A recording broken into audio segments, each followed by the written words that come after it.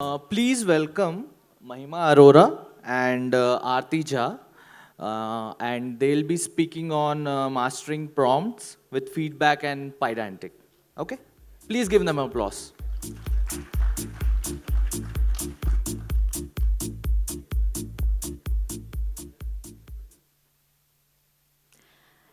Hello and good morning, everyone. Thank you so much for attending this. I am Aarti Jha, and this is my co-presenter, Mahima Arora. We both work as senior data scientists at Red Hat. Before we get started, let me quickly ask you this question. How many of you here have used LLMs, chatbots, or ever prompted a model? Wow, that's a really good number. Okay. How many of you have been frustrated because your model did not give the good answer in the first go? Okay, I do see hands up. Now, please keep your hands up if you later realize that the reason that it was not working was because your prompt was not good or you were not instructing the model correctly. Well, good to know you're at the right place because today we are going to see how you can master prompts using different techniques like feedback and Pydantic. That's us. Okay, a few years ago, we were all trying to get better at Googling. Getting the right keywords, adding certain codes, all just to get the right search pages. But today, this skill has evolved. We are now learning how to prompt. And the best part is that we are no more searching for static pages. Instead, we are now interacting with systems that can reason and create for us. Prompting is not a side skill anymore, and we would all agree on this. It's become a fundamental part of how we work, create, and even think today. For every task that we do on our daily lives, we do use some sort of a model or a chat GPT, Gemini, anything. Am I right? Okay, so we do agree that it's not just developers, engineers, or data scientists using this, but the whole world is actually prompting. But what is prompting anyway? A lot of us think that assigning a task to the model, say, summarize a document, draft an email for me, or generate a piece of code is what prompting is. But the reality is that just assigning a task and hoping that the model is going to give you the best result is not enough. Instead, you need to make sure that you steer the model's reasoning capability in order to get the right answer. And there are multiple ways that you could do this. We have different prompting techniques available today. The first one being the most simple and the basic one, that's the zero-shot prompting. We usually use this on our daily lives, wherein we just go ahead and ask a question. What's the weather today? Without giving any examples. The next one is just an enhancement of this, which is few-shot prompting. Here, you provide certain examples to the model so that it knows what kind of output you're expecting. We also have chain of thoughts, which is where you can ask the model to reason step by step. So it's going to actually tell you how it is getting the result, the final output step by step. And the final one is the react, which is basically a combination of reason and act. So it not only gives you the steps, but can actually execute them. Now, you may ask, why do we need this? Well, choosing the right technique can make or break your outcomes. Especially if you're dealing with real users, real data, and real consequences. In fact, we faced this firsthand in a project that we were working on recently. So we had a task wherein we had to build a system which would require using case support tickets and extract information out of it, say details like what is the issue, what was the resolution provided, and what was the urgency. I started with a very basic prompt, gave some basic instructions to the model, and tested out on a few cases. It worked well. I thought, yay, my work is done, the project is complete. But then a different kind of a ticket came in, and it failed. I did what most of us here would do. Went ahead, tweaked the prompt a bit, and then tested on the new ticket. Well, it worked fine, but guess what? Everything else broke. I kept on trying different things, went ahead, changed the prompt multiple times, tried different temperature. I even changed the model. but nothing seemed to work. And that's when I realized that I was not really solving the problem, but instead just circling in trial and error. And if you think so too, don't worry, you're not alone, because this is a problem that everyone faces. The reason being that prompting is a very manual technique. That means it requires a lot of manual effort and is time consuming. Apart from this, the outputs could be unpredictable. What you expect may not be what you get. Also, what works for one model may not work for the other one. And finally, there is no easy way to evaluate these prompts. How do I ensure that the changes that I'm doing is actually the right one? After going around in circles, we realized that the problem was in the process. We were treating prompting as a creative exercise when we should have actually treated it as an engineering one. So we made certain changes. First, we decided to not do the manual process and instead let the LLM do the initial drafting and the prompt drafting. Why? Because LLMs are really good in writing and are also context aware. Next, and the most important one, was introducing a feedback loop. Here, the model could now understand where it was failing and what were the errors coming in and could take actions based on that. But this was only possible because we had an evaluation framework that would tell the model where it was failing and where it needed to rectify. Finally, we also ensured that there was a validation layer all throughout the input and output using Pydantic, which gave us easy detection and early detection of errors. So this is what it would look like in a very simple way. We could just provide the requirements to the LLM that would then generate an initial prompt.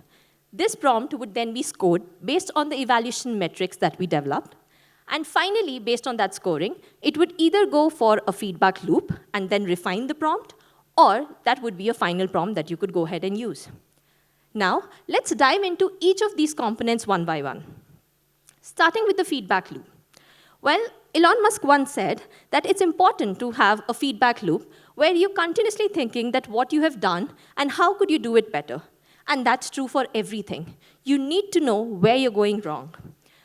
A feedback loop that we built was needed here because when the initial prompt was drafted, we all agree with this, that it never works in the first go. There are some issues, there is a missing field, the template doesn't seem to work, or the model is just bad at interpretations. Now, imagine taking each of these problems one by one and going and rectifying it. That's not possible and impractical. So that's where the evaluation metrics comes into picture. That's what helps the feedback loop operate. Before we dive into what the evaluation metrics are, let's quickly look at how this feedback loop looks like. Once we have the score that we're just going to look into, if we have a certain threshold set, and based on that, we could decide whether the prompt is good or not. We can take the next action. If it's not good, then the model is basically going to analyze the patterns. These patterns are basically trying to see where the issue is arising, and then generate feedback along with the score based on that. And this feedback is passed on back to the model to refine the prompt. So it's an iterative method with very little or no manual intervention. Coming to the evaluation framework. Now this is the most important part because it's fueling the feedback loop. For this case, what we did was use LLM as a judge.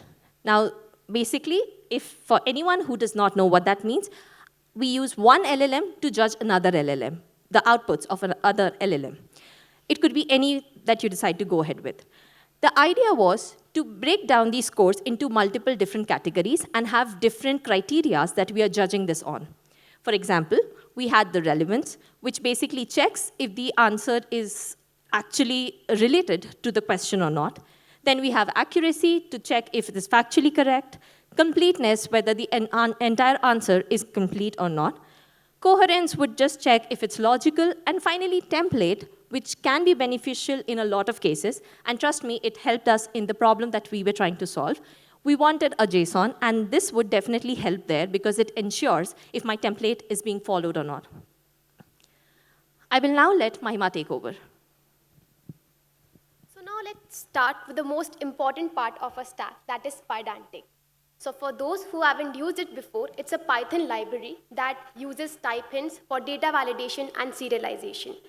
So you can think of Pydantic as the bridge between messy, unstructured data to clean, structured format that your application needs. But why do we need validation? Well, LLMs, they are sometimes too creative and they don't follow the instructions we provide it to them. Sometimes they give information that is too much. Sometimes they skip fields or they mix formats for the desired output. So this is exactly where Pydantic steps in. It cleans, it validates, and it makes sure that whatever we are getting, it is usable. And if it is not able to do so, it exactly tells us why, or even retries with a safer prompt. So it helps us to use unpredictable data from LLMs and deal with it. So let's take an example. Suppose a user is asking for a JSON object, giving some certain attributes like order ID, amount, and email. The LLMs respond something that looks just fine, but under the hood, it's pretty messy. The order ID is a string value, the amount has a dollar sign in it, which is not a numerical value, and the email is broken. So regex won't save you here, but Pydantic will. So now let's take a look at Pydantic in action. Let's start with what a Pydantic model is. So it's a simple Python class where you can define fields which lets you add rules and validators. So a field can be either a required field where a value must always be provided. Then we have a defaulted field which takes in a value when not provided with one, or maybe compute a value during runtime. Then we have an optional field, so it's very helpful when we are dealing with missing data. It will also let you add some certain rules. For example, amount should always be greater than 0. Email should look in a certain format. So this ensures that whenever we are passing data, it is already clean, validated, and structured. So, but in real life, the data, it's not this straightforward and simple. So it also makes sure that we can go beyond these basic validators and introduce our own custom validators. So these validations, they work at different scale. The first one is a field validator. So it lets you create checks at individual field level. So here it is checking that the order ID, it must be greater than 4 digits. Then we have the model validator. It lets you create checks across the fields. So they check dependencies of the values across fields once your model is compiled. So if your status is pending, it will make sure that the amount is not exceeding a certain value.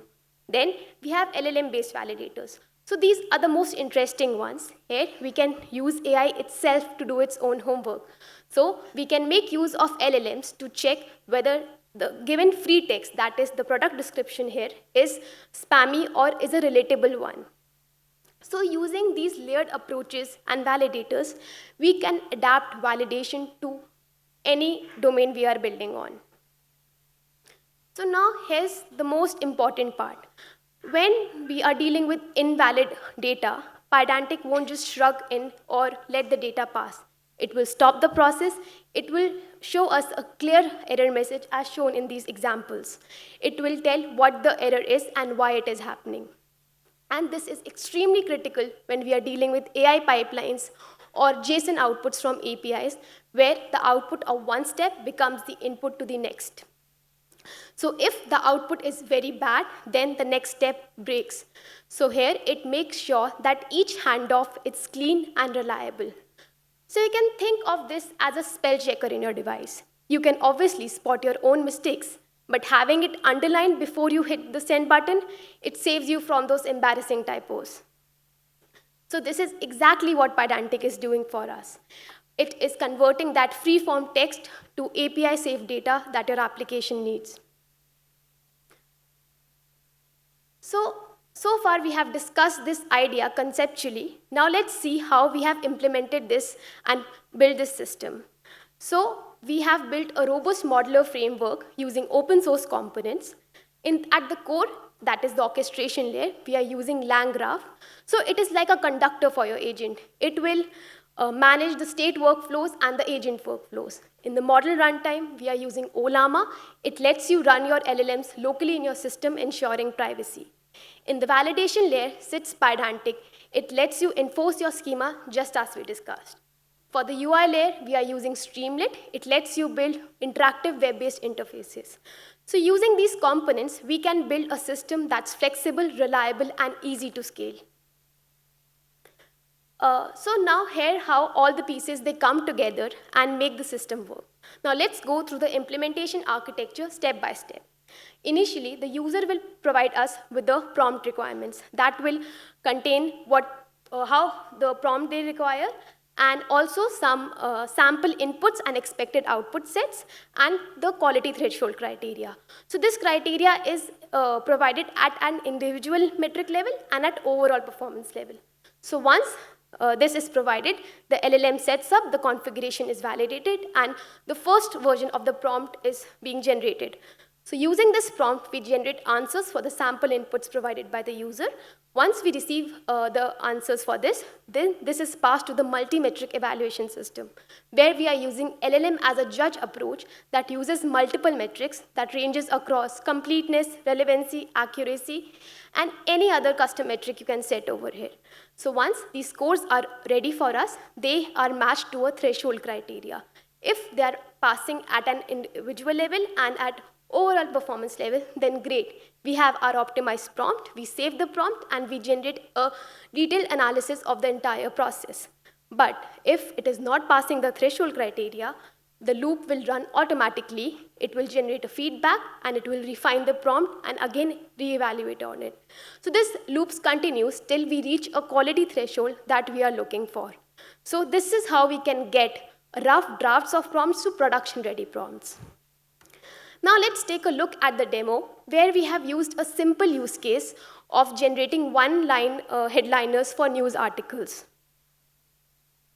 So here, the user initializes the system, sets up the configuration for the quality metrics, and provide us with the prompt requirements. The user will also provide us with some samples to evaluate it on. Once the process starts, it generates the initial prompt for the cycle, and it will generate answers and evaluate on those answers. Once the answers are generated, it will check the threshold criteria provided by the user, and as we can see that it is failing in the first iteration, so it will take in the feedback, regenerate the prompt, and again reevaluate it. Yes, so as we can see, it's evaluating on the second iteration, and yes, so in the second iteration, it was able to successfully match all the criteria at an individual level and at overall level. So here we receive the final score, total number of iterations, and the final prompt. So it also provides it with a detailed assessment of the strengths, weaknesses, and overall conclusion of the entire process, along with the version history. So as we are seeing in this demo, that output which we are getting is already concise, structured, and it is continuously improving with minimal manual effort. So to wrap up, we can say that prompting isn't just an art, it's a part science too. Still, it is a very manual process in the industry, so tiny tweaks can cause huge swings in your output. But by combining feedback, Pydantic, and LLM as a judge approach, we can build a system that's more reliable, safer, and production-ready. So while working on this solution, some learnings really stuck with us. The first one was that don't expect your prompt to be perfect in first go. It's an iterative process. The next one is that keeping evaluation as the first class citizen while building any of the AI application, it will help you to go much faster from prototype to production. And the most important part is that treat Pydantic as a guardrail for your applications. It will not just clean and make your data safe, it will build trust in your system.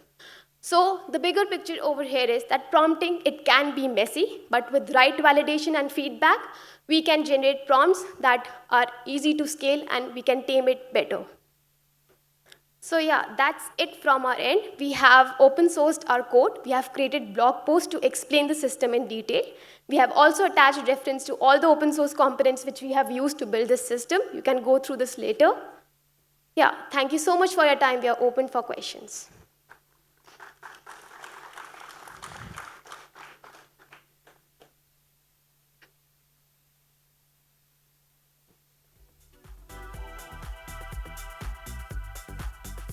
Yes. Yes.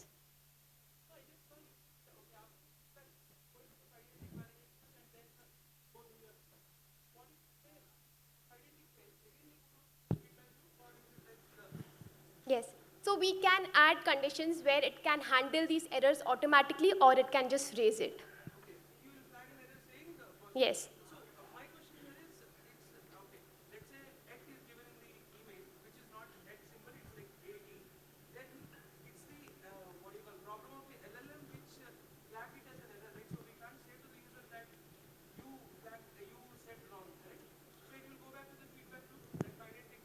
Yes. Yeah, but it will exactly tell where your LLM is failing, right? So you can add checks in your prompt that this should be corrected.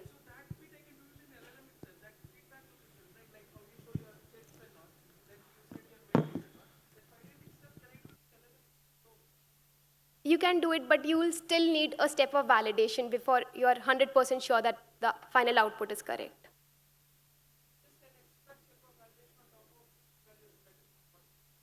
Yes.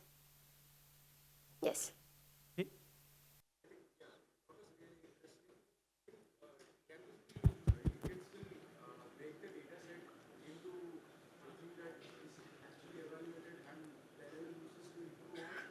and some part you take it out and not overfit on your data, right? Okay, so one thing we need to understand is we're not training anything here, so there's no overfitting happening, right? We are expecting the user to provide us with at least 5 question and answer, which is the ground truth for us. You can provide us with more as well. The idea is to use these questions to run the evaluation, so the more the better in this case.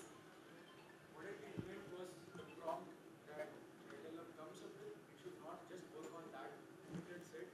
So taking out some portion of it just for taking final prompt, whether it works on it, might be, I was thinking it might be right.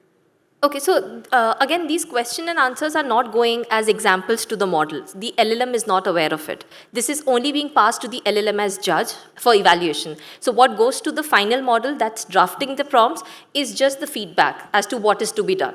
So there's no, we don't need to worry about, if it's going to learn those things or just work on those cases. Everyone, if you have any questions, there is a mic there. Please line up there and we can take the questions directly, one by one. Hey, that was a really interesting talk. Thank you so much. I'm curious if you looked at DSPy before building this sort of orchestration that you did, and about what were your thoughts about it? I'm sorry, I can't hear you well. Can you? Oh, sorry. Yes. Is it better now? It's better. Okay. I'm curious whether you looked at DSPy before building this orchestration layer yourself, and what were your thoughts, or was it just too arcane to get started with or something? Sorry, looked at what? It's DSPy. Okay, DSP. Okay, so the idea when we were building this was basically just we had these individual components being used by us. We had the evaluation in place. We had these. So we just had an idea. Let's put it all together because we wanted to. The reason is we have a lot of internal data that we don't really want to send anywhere. So we were using the models that we could use and also trying to build on that, right? So that was the reason. But I'm sure there are multiple libraries available outside as well. There are multiple frameworks that is there.